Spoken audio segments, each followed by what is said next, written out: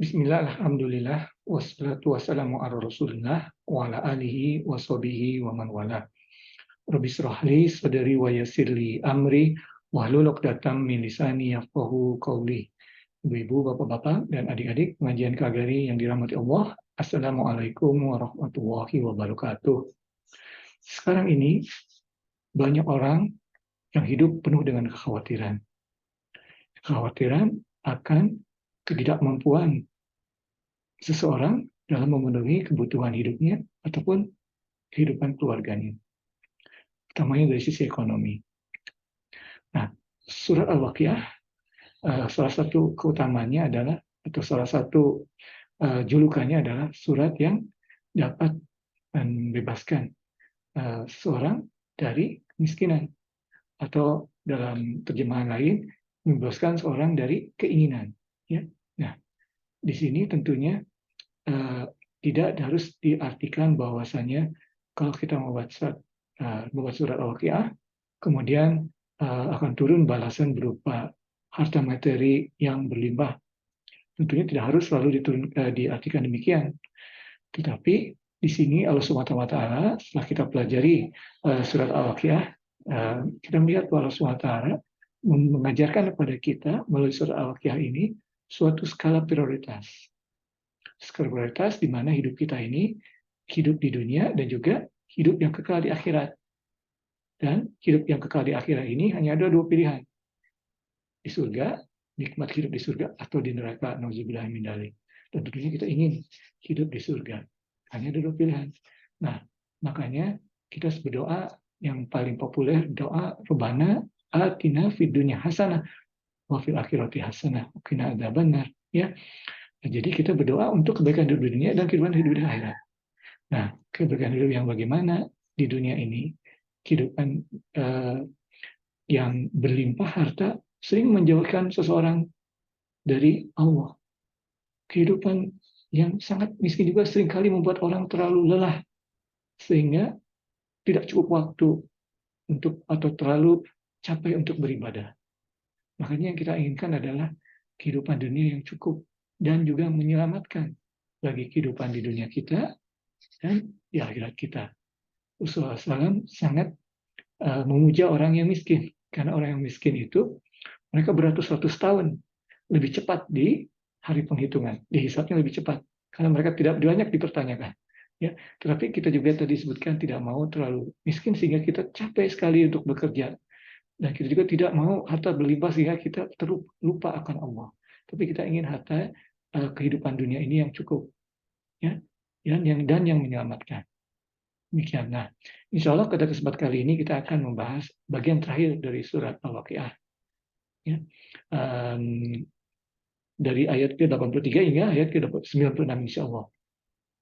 Di ayat ke-83 beberapa ayat awal ini, Allah SWT kembali mengingatkan salah satu inti dari surat Al-Waqiah, ya, bahwasanya Allah Subhanahu wa taala lah yang mengendalikan segala kehidupan di dunia ini.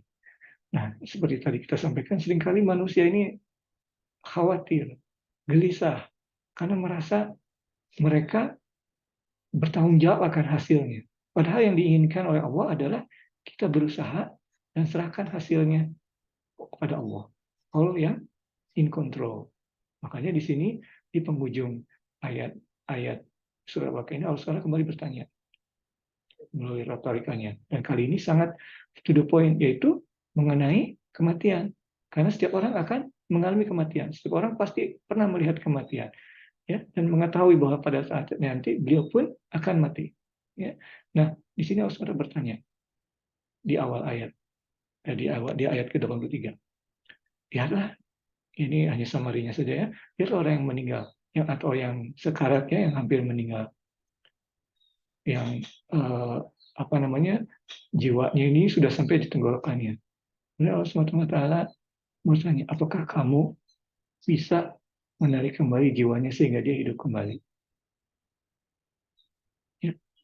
Tentunya kita pernah melihat orang yang meninggal, keluarga kita, teman kita, pada saat sekarang kita membacakan Yasin, Talqin, kemudian tanya, apa kamu bisa menarik kembali jiwanya? Itu tidak perlu dijawab, karena sudah tahu jawabannya, sudah tidak bisa. Ya. Dengan demikian, kita tidak mempunyai kontrol. Ya, kita hanya berusaha ya melepaskan kecintaan kita pada seseorang untuk pergi ke alam berikutnya. Allah yang menentukan hasilnya, yang terbaik bagi dia dan terbaik bagi kita juga. Ya, nah disitulah Allah SWT bertanya, apa kamu bisa? Kalau kamu memang punya kekuatan, coba datangkan kembali. Tentu kamu tidak bisa.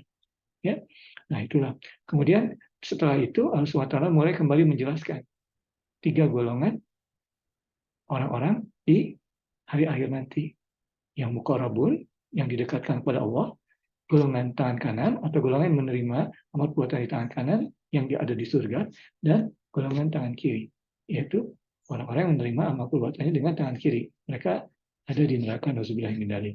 Di sini kita diingatkan kembali, ya, kehidupan kita yang kekal seperti tadi disampaikan adalah di neraka. Ya, di dunia ini pendek, rata-rata 60-70 tahun. Yang kekal di neraka. Kita mau sengsara di kehidupan kita yang kekal. Ya, sudah dijelaskan bagaimana kehidupan orang-orang yang tangan kiri tadi, bagaimana yang tangan kanan, dan kemudian muqarrabun. Kamu mau hidup seperti pilih sendiri. Mana yang mau? Kalau mau yang tangan, berusaha. Mau tangan kanan, mau yang muqarrabun, berusaha.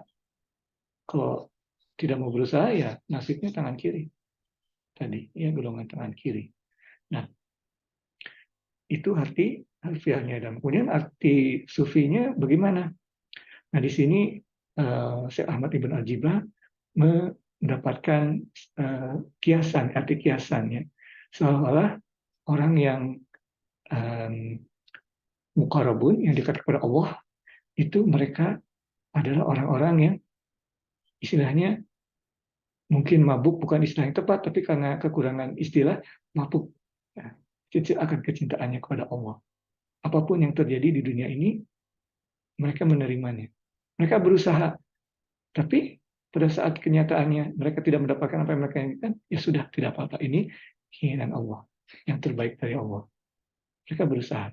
Mereka cinta kepada orang tuanya. Orang tuanya meninggal, sebenarnya sedih, tapi ini yang terbaik dari Allah. Insya Allah, orang tua kami husnul khotimah. Itu orang-orang yang tadi, yang muqarrabin tadi, ya, arti kiasannya itu bagaikan orang-orang yang mabuk, yang benar-benar ridho kepada Allah apapun yang terjadi. Mereka berusaha, tapi hasilnya diserahkan pada Allah. Kemudian bagaimana dengan arti kiasan dari orang-orang yang tangan kanan? Ya, tangan kanan itu seolah-olah mereka mendapatkan salam. Salam dari siapa? Dari Nabi Muhammad SAW. Jadi kebahagiaan mereka di akhirat nanti, atau kebahagiaan mereka di dunia ini, ya, dalam arti kiasannya ini, maaf ya, arti kiasan di dunia ini bagikan orang-orang yang penuh kecintaan kepada Rasulullah SAW. Ya, mereka hidup merasa dekat dengan Rasulullah SAW. Ya, pergi ke Madinah, kemudian saya kembali lagi di Indonesia atau di Kanada, tetap teringat masa-masa tersebut bersama Rasulullah SAW. Banyak membaca salawat. Itulah orang-orang yang tangan kanan. Ya, itu. Dan penafsiran seperti ini juga ada di kitab Ihya Ulumuddin Imam Al-Ghazali. Ya. Jadi yang muqarrabun itu dekat dengan Allah. Ya. Kemudian yang tangan kanan dekat dengan Rasulullah SAW.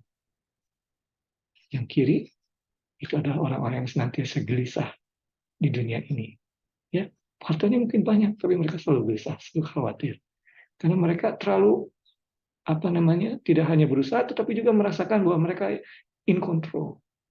Ya, mereka in control. Kadang-kadang bagus kita berusaha, tapi yang ingat hanya usaha. Hasilnya serahkan kepada Allah. Jangan sampai kecewa berlebihan. Ya, oke, sedih boleh, tapi itu kita yakin bahwa itulah yang terbaik dari Allah. Nah, demikian, dan ini kita tutup kajian surah Waqiah. Mohon maaf atas segala kesalahan. Yang benar hanya dari Allah, kesalahan dari Irfan dari sisi kekurangan dalam ilmu dan juga dari kekurangan dalam penyampaian. Mohon maaf. Wabillahi taufiq wal hidayah. Assalamualaikum warahmatullahi wabarakatuh.